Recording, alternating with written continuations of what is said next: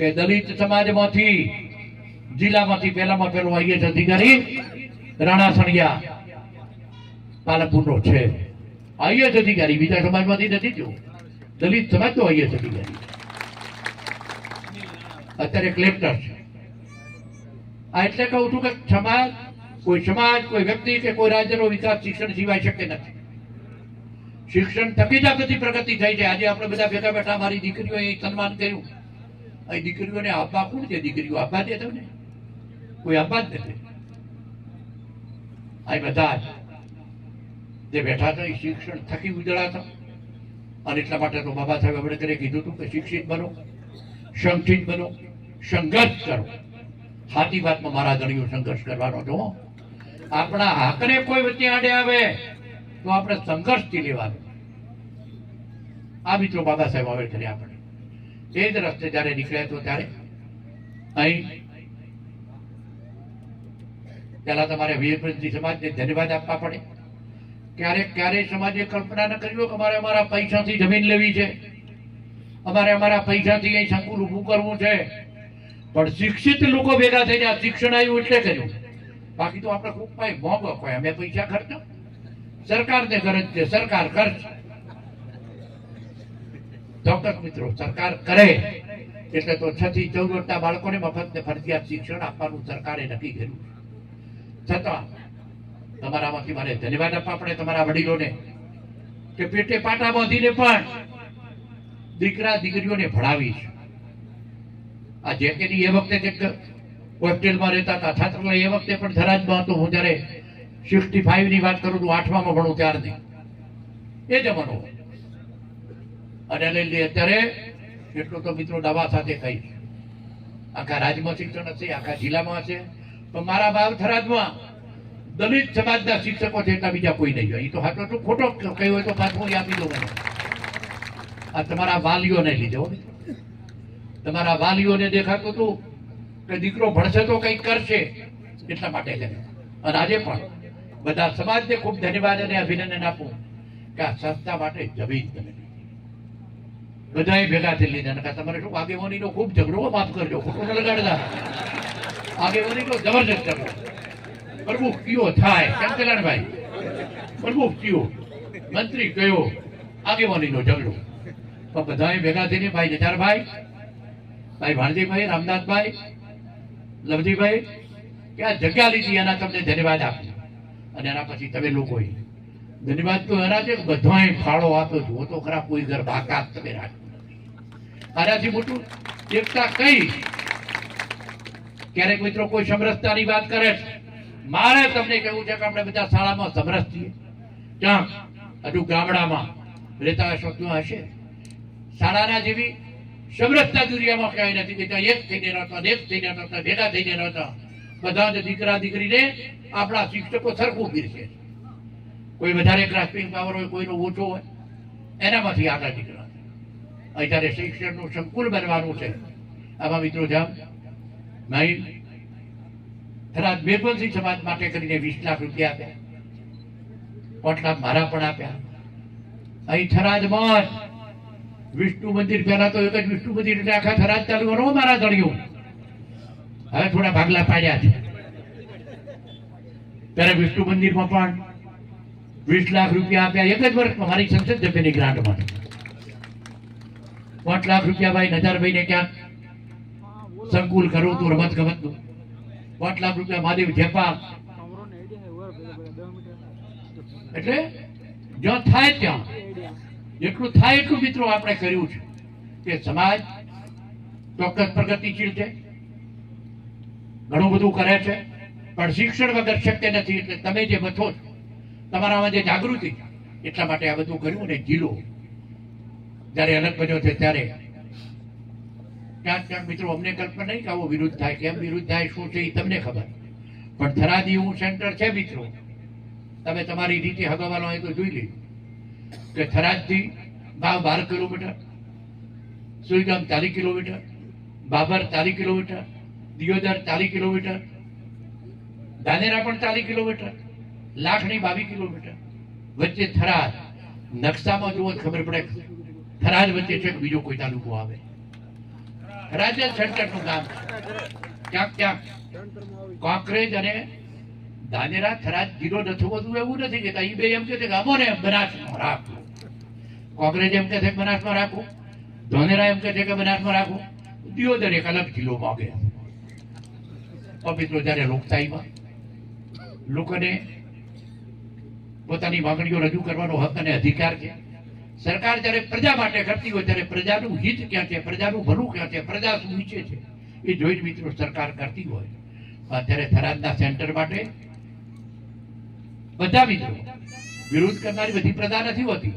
પ્રજાને આપવું હોય છે પણ મારા જેવા 2-4 જણ આવું થતું હોય.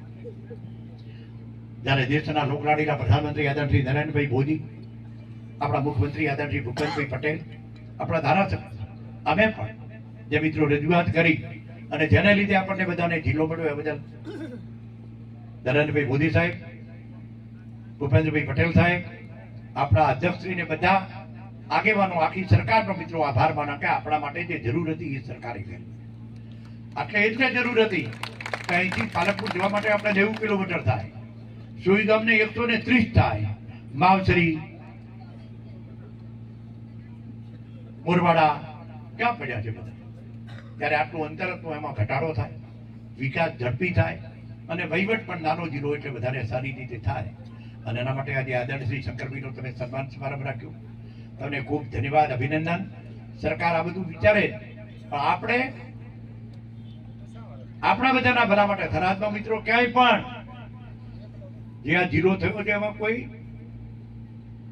વચેટિયાઓની માંગણી નથી, કોઈ કમાણી કરવા ધંધાની માંગણી કે જમીનો વાળા નથી, માત્ર પ્રજા માટે અને વિકાસ જે થયો છે તમે જોતા હશો કે આખા જિલ્લાની અંદર થરાદ જ એક એવો તાલુકા છે, થરાદ જ એક વિધાનસભા એવી છે કે જેમાં વધારેમાં વધારે સરકારી માધ્યમિક શાળાઓ છે. Arts, commerce, science, agriculture, ITI બધી સરકારી કોલેજો હશે, બીજી હશે પણ બધી સરકારી નહીં હોય, self finance. Sub district hospital આટલી મોટી, આ બધી જ સગવડતાઓ થરાદ ખાતે છે. ભારતમાલા અમૃતસરથી જામનગર, થરાદથી અમદાવાદ સુધીનો હાઈવે, આ બધું મિત્રો થરાદમાં બન્યા છે. અને એટલા માટે સરકારે આ બધું વિચારીને આપ્યું હોય પણ બધાનું ભલું થાય, બધા સુખી થાય, બધા પોતાના ભલા માટે એમાંથી એમાં આપણને વધુ હોય પણ નહીં, પણ પ્રજાનું ભલું ક્યાં છે એ જોઈને આગળ વધવું જોઈએ. ત્યારે શંકરભાઈ જેમ તમે આજે સન્માન સમારોહમાં બોલાયા છે, હું પણ ધન્યવાદ અને અભિનંદન આપું. એ બધા ભેગા ક્યાંક વિચારતા હતા કે તરત કરો. મેં પણ કીધું આ જિલ્લો જાહેર થયો 31 તારીખે, 31 તારીખે મેં 2 જણ મળ્યા હતા, ત્યારે પણ મેં કીધું હતું કે હવે આપણે તરત જિલ્લાનું કંઈક કરીએ. એમને મળી પછી હું મુખ્યમંત્રીને પણ મળી આવ્યો અને આપણો જિલ્લો અમને ત્યારે ખબર નહીં કે મને પણ ખબર નહીં કે પહેલી જાહેર થવાનો થઈ ગયો. ફરીથી એમને હૃદયથી અભિનંદન આપું, આભાર માનું. અને અહીં ત્યારે તમે બધા ભેગા થજો ત્યારે દીકરા દીકરીને પૂરેપૂરું શિક્ષણ અપાવો જ નથી પાવનો, અપાવો થો જ. પેટે પાટા બાંધીને પણ અત્યારે તો સુખી થયા હતા. પહેલા તો ચોકડીઓ ખોદવી પડતી હતી, ઘણા બધા બેઠા છે ચોકડીઓ ખોદવા વાળાને પણ જોવું છું. કેમ કાનજીભાઈ?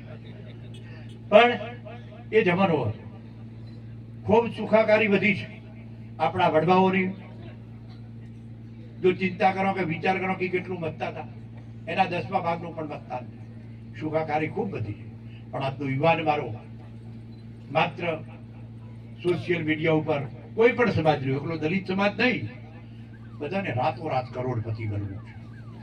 કરોડપતિ બનો તમે, રાતોરાત આપણે બનવું નથી, સાચે રસ્તે બનો, શોર્ટકટ બતાવવા.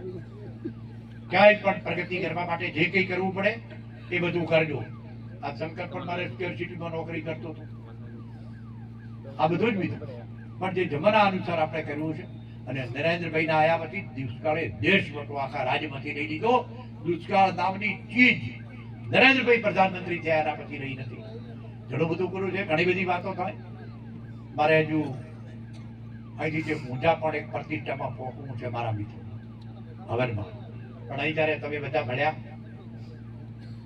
આજે તમારા સંકુલમાં કોમ્યુનિટી હોલના કામનું પણ અધ્યક્ષશ્રીના હસ્તે, તમારા બધા આગેવાનોના હસ્તે ખાતમુહૂર્ત પણ કર્યું. અને આજના કાર્યક્રમમાં અમને બધાને ઉપસ્થિત રાખ્યા, અમારું સન્માન કર્યું સમગ્ર સમાજનું. આખા દલિત સમાજે જયારે કાર્યક્રમ રાખ્યો છે એને કીધું કે બધા માત્ર મેઘવંશી સમાજ નહીં, થરાદ વાવમાં રહેતા બધા જ દલિત સમાજે ભેગા થઈને, અનુસૂચિત જાતિ સમાજે ભેગા થઈને કાર્યક્રમ રાખ્યો છે. બધાને ખૂબ ખૂબ ધન્યવાદ, અભિનંદન. બધાને ખૂબ શુભેચ્છાઓ. ખૂબ આગળ વધો, ખૂબ સારી રીતે જીવો. અને એક વિનંતી કે બધા સમરસતાથી એક થઈને રહો. ક્યાંય મિત્રો આપણે કાયદાનો દુરુપયોગ કરવો નથી. બધા ભેગા થઈને એ રીતે જીવવા કે ભલું કરવું છે, ભાઈનું ભલું કરવું છે. આમ તો મિત્રો માફ કરજો, ભાઈએ ભાઈઓ વચ્ચે પણ ખૂબ ઝઘડા થાય. હદ પણ ના, મિલકત ના, હદ પણ ના તો જબરજસ્ત ઝઘડા. પણ બધા ભેગા થઈને રહો, એક થઈને રહો. બધાનું ભલું હિત છે. ખમે આગેવાન, હોમો થાય આગેવાન નહીં. થોડુંક સહન કરતા શીખો, થોડુંક ખમો, થોડુંક હું પણ ઓછું કરો તો મિત્રો બધું ઓટોમેટિક ઓછું થાય. હું તમારા વચ્ચે 40 વર્ષથી છું, 85 ની ચાલ થઈ પેલો ધારાસભ્ય બન્યો છું. 85 થી જેવું કોંગ્રેસ, 95 થી 98 અપક્ષ અને 98 અપક્ષ પછીથી ભાજપમાં 3 વખત તમે જ મને ચૂંટીને મૂકતો ભાગ થરાદની પડતા અને સંસદમાં પણ બે. પણ મને એમ કે આપણે 6 અમરી બધા વચ્ચે જીવવાનું છે. ત્યારે આજે તમારા વચ્ચે આવવાનું થયું. ફરીથી ખૂબ ખૂબ શુભેચ્છાઓ. ખૂબ આગળ વધો, ખૂબ પ્રગતિ કરો. અને એક ટકોર કરું, હમણાં થોડુંક ઓછું થયું છે, નકા દારૂ વાળું ખૂબ કલખાણ. આમ તો મૂળ એવું હતું કે પેલા જાગીરી હતી એટલે જાગીરદારો પાસે રહેવાનું તમારે જ થાય. તલાટી એટલે દારૂ વાળું તો એવું હતું. અને મહેરબાની કરીને વ્યસનોમાંથી બહાર નીકળો, આટલી મારી યાત્રા વિનંતી છે. બધાને રામ રામ. બોલો ડોક્ટર બાબા સાહેબ આંબેડકરજી.